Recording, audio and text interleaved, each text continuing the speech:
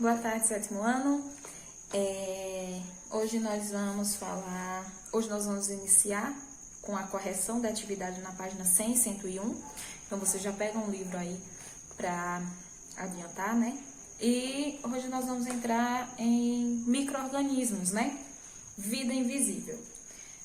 Vamos trabalhar um pouquinho, vamos entender um pouquinho aí sobre micro-organismos, sobre a influência dele nas nossas vidas. E peço que vocês me acompanhem no livro, gente, porque facilita para vocês e facilita para mim também. A gente sabe que sem a leitura, vocês não conseguem interpretar as questões e responder as atividades de forma correta. Se vocês fizerem a leitura e responderem as atividades de forma correta, consequentemente se darão melhor nas provas, né? Então é isso, vamos utilizar a terceira unidade aí para tomar mais cuidado, mais responsabilidade e vamos começar. Beijo. Sétimo ano, como eu falei anteriormente, nós vamos iniciar com as nossas correções, né, da nossa última atividade. A atividade foi toda objetiva, né, mas vamos tentar. Gente, eu não sei se a imagem ficou tão boa, mas eu acredito que dê para enxergar, né? O sistema imunológico humano apresenta como função primordial a defesa do organismo. Uma das formas de proteção é a produção de anticorpos, né? E proteínas que reagem de forma específica com agentes estranhos, denominados genericamente de antígenos. Então, a resposta correta é aí na letra C. Ao falar sobre o sistema imunológico, muitas pessoas lembram-se apenas da defesa por meio da produção de anticorpos. Entretanto, algumas células, como os macrófagos, são capazes de englobar e digerir organismos invasores em um processo conhecido por fagocitose. Letra D. Consideramos a vacina um material que contém um patógeno vivo enfraquecido ou partes dele para estimular a resposta imunológica, mas não causar doença, né? É o que a gente... A vacina contra, por exemplo, contra a gripe, né? Muita gente diz, eu tomei e fiz só gripar. Não há possibilidade. O nosso organismo, esse organismo que o patógeno vivo enfraquecido, ele não tem, a não ser que você já esteja com o sistema imunológico muito fraco ou você já esteja com o patógeno do seu corpo, né? Que é o que muitas vezes acontece. Às vezes você já está com o início de uma gripe, mas não sabe. Número 4. Uma criança mordida por um cachorro com suspeita de raiva foi imediatamente encaminhada à emergência de um hospital. Lá chegando, o procedimento a ser adotado deverá ser o seguinte, né? Aplicação de soro contra o vírus que causa raiva, né? A gente sabe que a raiva é uma doença viral. A gente vai ver até mais na frente agora, né? As barreiras do nosso corpo, né? Nosso ambiente está repleto de agentes infecciosos, como vírus, bactérias, fungos, protozoários e etc. O sistema imunológico ele trabalha combatendo esses invasores. O organismo possui vários tipos de barreira contra os invasores, né? O conjunto de barreiras físicas e bioquímicas impede que os micro-organismos provoquem uma infecção. Essas barreiras também são também chamadas de mecanismos de defesas não específicos, pois defendem o organismo de qualquer tipo de invasor. A principal barreira contra os micro-organismos é a pele, devido à sua constituição de queratina, que impede a entrada deles. O muco reveste as mucosas e normalmente os invasores eles ficam aderidos neles, como os cílios, né? Eles varrem os micro-organismos para fora do órgão. As enzimas contidas na saliva e nas lágrimas possuem ação bactericida e algumas enzimas possuem o pH muito ácido, que impede a proliferação de micro-organismos na região, como é o caso do estômago e da vagina.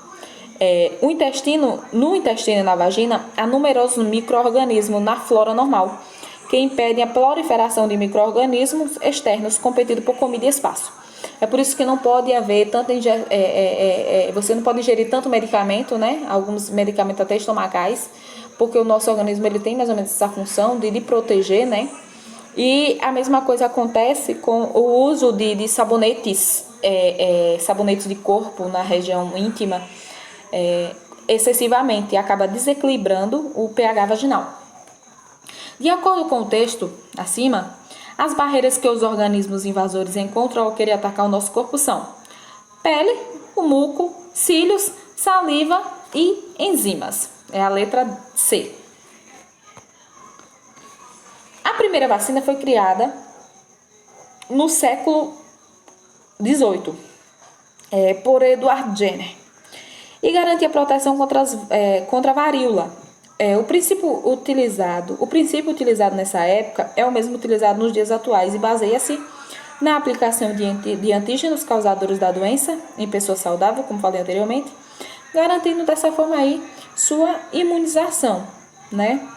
E a número 7, então é a letra C, viu, gente? A número 7 tem os sintomas mais sérios da gripe A, causado pelo vírus H1N1, foram representados por pessoas mais idosas, né? Foram apresentados por pessoas mais idosas e por gestantes. O motivo aparente é a menor imunidade desses grupos contra o vírus. Para aumentar a imunidade populacional relativa ao vírus da gripe A, o governo brasileiro distribuiu vacinas para os grupos mais suscetíveis. A vacina contra o H1N1, assim como qualquer outra vacina contra agentes causadores de doenças infecto-contagiosas, aumenta a imunidade das pessoas. Por quê? Né? Porque ela estimula a produção de anticorpos contra o agente causador da doença. Então, finalizamos. Agora nós vamos falar sobre micro-organismos e a sua vida invisível, né? O mundo ao nosso redor está repleto de formas de vidas que não podemos enxergar, que são esses micro-organismos aí, né? A gente já ouviu falar que nós precisamos lavar a mão, hoje principalmente, gente, que a gente lava a mão o tempo todo, usa álcool gel o tempo todo, né? É para nós evitarmos esses micro-organismos. Então, sejam eles bactérias, vírus, né? O tal do vírus, protozoários, fungos. Então, tudo isso aí está no meio ambiente e está a todo instante, né? Em contato com a gente. Mesmo que nós não possamos enxergar, esses micro-organismos, eles são vidas microscópicas que podem ser encontrados em todos os cantos do mundo, desde a atmosfera até o fundo dos oceanos. Eles podem ser, como eu falei anteriormente, vírus, bactérias, protozoários, fungos. Ao contrário do que a gente pensa, nem sempre nós precisamos evitar, né, esses micro-organismos.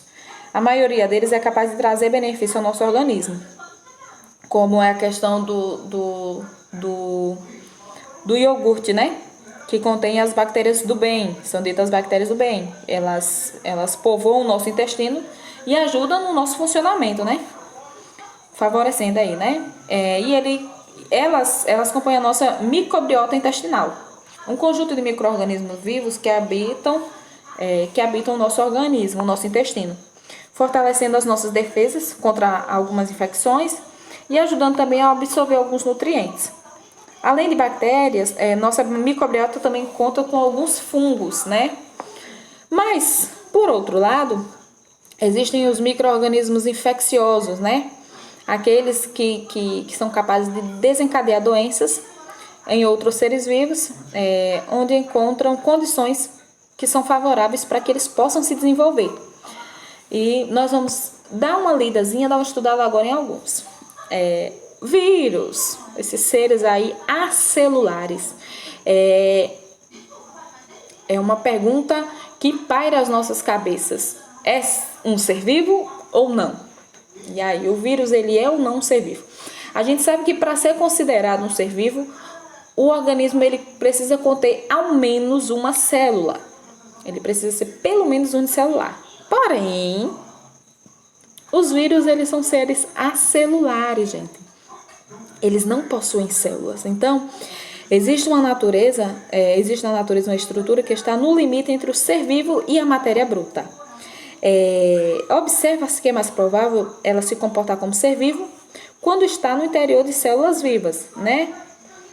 Como uma célula humana ou uma bactéria. Então, ele tem uma vida ativa quando ele está alojado em algum ser vivo, né? Em algum ser celular. Quando ele está no interior de uma célula. No entanto, ele é celular, ou seja, ele não é formado de células. Embora o vírus, gente, ele contenha matéria orgânica, principalmente a proteína e o ácido nucleico. São componentes de células, né? Além disso, essa estrutura ela tem a capacidade de se cristalizar fora da célula, o que infelizmente lhe dá condições de permanecer inativa por muito tempo até infectar outra célula. Sua presença nas células elas pode causar várias doenças, né? Nós estamos falando aí do vírus e a gente vem lutando uma luta bastante árdua e triste, né? Com o vírus, né? Ultimamente, que é o vírus da Covid-19. Um vírus que vem abalando muito o nosso planeta, nos colocando aí numa situação bastante incômoda, né? Nos privando de vivermos nossas vidas mesmo, né? Infelizmente. Então, é um serzinho que não possui célula, é um ser acelular, mas que tem uma força, tem um poder de destruição que é gigantesco, né? Vamos agora ver algumas características dos vírus, né? Como nós já mencionamos em alguns capítulos anteriores, o vírus eles desafiam a classificação, né, dos seres vivos. Ele não está em nenhuma das classificações dos seres vivos, mas eles são capazes de se reproduzir e possuem material genético, que são características de seres vivos, mas não são dotados de célula, o que contraria a teoria celular, né? Conforme nós estudamos anteriormente. Estruturalmente, os vírus eles são acelulares e chamados de parasitas intracelulares obrigatórios. Nós vamos entender o porquê dessa denominação. Então, eles são parasitas, por quê? Porque vivem às custas das células. Eles são acelulares, mas vivem às custas das células. Ele é parasita, causando-lhes prejuízo, né? Isso caracteriza uma relação chamada de parasitismo. Então, no parasitismo, o parasita, ele prejudica o seu hospedeiro. É o que acontece com o vírus, por exemplo, quando nós contraímos o vírus da gripe ou qualquer outro aí, né? Ele nos prejudica, então ele é um parasita. Ele tem uma ação prejudicial a nós, que somos os hospedeiros dele, né? Ele é intracelular porque para concluir o seu ciclo, ele precisa atingir o interior das células. Então, para que ele tenha essa ação no nosso organismo, ele precisa estar no interior de nossas células. E são obrigatórios porque são incapazes de se multiplicar fora das células. Então, eles são capazes de se multiplicar sem ter um hospedeiro.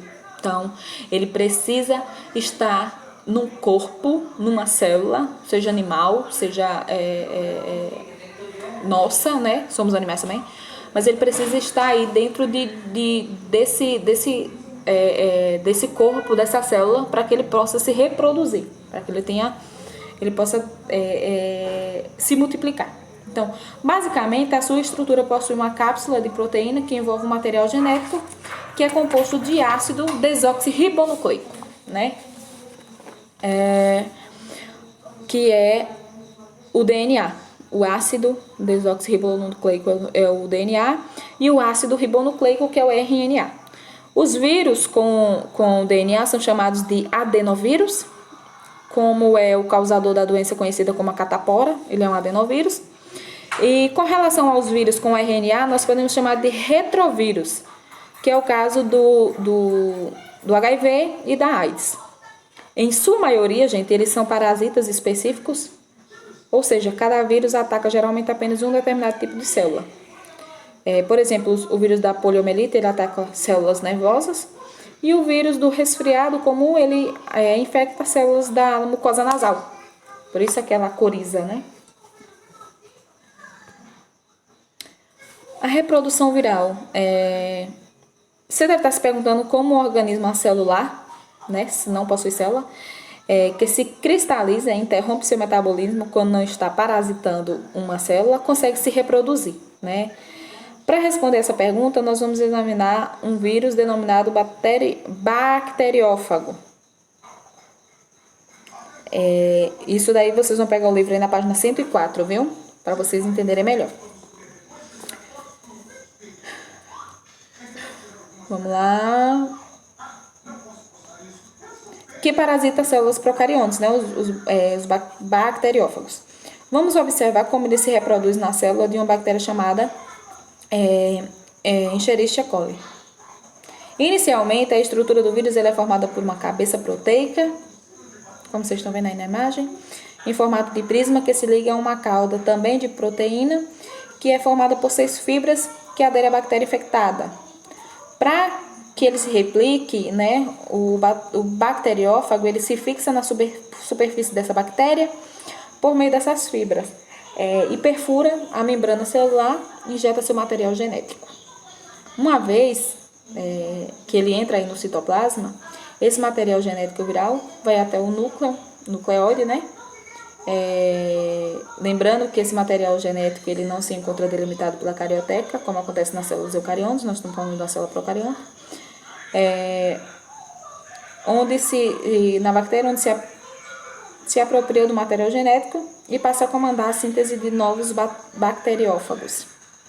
Aí nessa imagem na página 104 vocês conseguem observar melhor como acontece, né? Eu acabei esquecendo de colocar a imagem. Aí nós temos a atividade na página 105, mas antes de vocês começarem a atividade, nós vamos ver alguns conceitozinhos aqui, né? Os vírus eles são capazes de causar doenças tanto em plantas como em animais. Como nós, seres humanos, né? Nós fazemos parte do reino animal e não estamos livres das chamadas viroses, ou seja, doenças causadas por vírus. Antes de conhecer alguma delas, nós vamos apresentar alguns conceitos úteis no estudo das doenças causadas pelos mais diversos micro-organismos. Então vamos começar. Agente etiológico, patogênico ou patógeno é um micro-organismo que ao infectar o indivíduo desencadeia a doença, né? O hospedeiro é o organismo que abriga os agentes infecciosos. Então, e o vetor é aquele que transmite o agente infectante de um hospedeiro para outro. Então, no caso da dengue, por exemplo, o vetor aí é o mosquito, o Aedes aegypti, né? E, consequentemente, o hospedeiro também. No caso da febre amarela, o hospedeiro são alguns animais silvestres, né? Ele é o hospedeiro. E o agente causador é o vírus. Eu não vou dizer o nome porque definitivamente eu não vou lembrar agora. O hospedeiro são esses animais silvestres. E o vetor é o mosquito, que ele pica esse hospedeiro e aí transmite essa doença para outros animais e seres humanos também. Então, vamos a algumas viroses, né? A gripe, por exemplo, é uma infecção das vias aéreas, que é causada pelo vírus da influenza. E ela acontece principalmente por gotículas de saliva, que contém o vírus, que entra pelas vias respiratórias, que causa aí calafrios, febre, dor de cabeça e dores musculares. São generalizadas e pode ser prevenido com a vacinação. Não tem no livro, mas eu coloquei aí no slide sobre a Covid-19. Ela também, o contágio dela é pelas vias aéreas, então, por isso, a insistência no uso das máscaras, gente, se você tiver com seu nariz e sua boca protegido, a probabilidade de você contrair essa doença é bem menor, é quase nula, né? E a gente sabe perfeitamente quais são os sintomas, né? São a garganta inflamada, febre, falta de ar, e a gente sabe que é um vírus que é muito diferente do vírus da gripe na questão de letalidade. É um vírus que mata com uma força maior, né? A dengue é uma infecção transmitida pela picada dos mosquitos Aedes aegypti ou o Aedes albopictus, eles infectados. Ela não pode ser transmitida diretamente de uma pessoa contaminada para outra sadia, gente. Então, ela não é uma doença que é contagiosa, né? Você não passa por gotículas de saliva. se manifesta com intensas dores nos músculos e nas articulações, né? E a sua transmissão é apenas pela picada do vetor, né? A síndrome da imunodeficiência adquirida, a AIDS, é uma síndrome grave que atinge o sistema de defesa do organismo, tornando o indivíduo vulnerável a infecções diversas. Como é possível, né, contrair esse vírus, né? Pelos fluidos corporais eliminados durante a relação sexual ou por transfusão de sangue. Também pode ser transmitido de mãe para o filho, tá, galerinha? No momento do parto ou durante a amamentação. A catapora, também conhecida como varicela, é uma doença contagiosa que é caracterizada por febre e altas bolhas no corpo. A cachumba é uma virose contagiosa também, popularmente conhecida como a papeira, que ataca as glândulas salivares, né? Vocês podem se aprofundar mais aí no livro, porque senão o vídeo vai ficar muito extenso. A poliomielite é uma doença grave que atinge principalmente as crianças e o vírus atinge o sistema nervoso, podendo destruir as células nervosas, motoras, que pode levar aí à paralisia, viu? A febre amarela é uma doença viral que pode acometer vários órgãos. Sua forma silvestre ela pode ser transmitida pelo mosquito do gênero Sabetes, da espécie Hemagogos. Pode ser também na forma urbana pelo Aedes aegypti e pode causar febre alta, calafrios, dores de cabeça musculares. A raiva é zoonose muito grave, uma zoonose que afeta o sistema nervoso, podendo causar morte, viu? É transmitida pela saliva de cães, gatos e morcegos que estejam contaminados. Por isso a importância de vacinar, né? A rubéola é uma doença mais presente na infância, os seus sintomas se assemelham aos de uma gripe, mas apresenta também manchas na pele. O sarampo é uma doença contagiosa que provoca várias manchas avermelhadas também. Pode causar febre e conjuntivite e é transmissível diretamente do contaminado por meio de secreção expelidas, né? A varíola é uma doença que foi erradicada graças a uma série de campanhas de vacinação e ela é caracterizada por bolhas cheias de pus, que é dá o nome de pústulas. A hepatite é uma doença que ataca o fígado e é transmitida por água e alimentos contaminados, transfusão de sangue, relações sexuais e materiais cirúrgicos contaminados. E o papilomavírus humano, que é HPV, né? É um vírus humano, vive na pele, na mucosa da vagina, no colo do útero e no pênis. E pode estar associado ao câncer do colo do útero. Quando contamina o indivíduo, pode causar verrugas genitais ou permanecer sem sintomas, né? Em homens é mais comum não apresentar sintomas. A prevenção consiste na vacinação e já é disponível nos postos de saúde e o uso de preservativo em todas as relações sexuais. Até porque nem sempre ela se manifesta, né? Então, é isso. Finalizamos aqui nossa aulinha. As atividades tá aí na página 105, 111 e a 113. Respondam, tirem foto e me enviem. Quem está me devendo as atividades das aulas passadas, por favor, envie também. Mais responsabilidade com o envio das atividades. Eu só sei que você fez se você me enviar a foto. Caso contrário, eu não vou saber que você realizou a atividade. Então, beijo. Até a nossa próxima aulinha, viu, galerinha?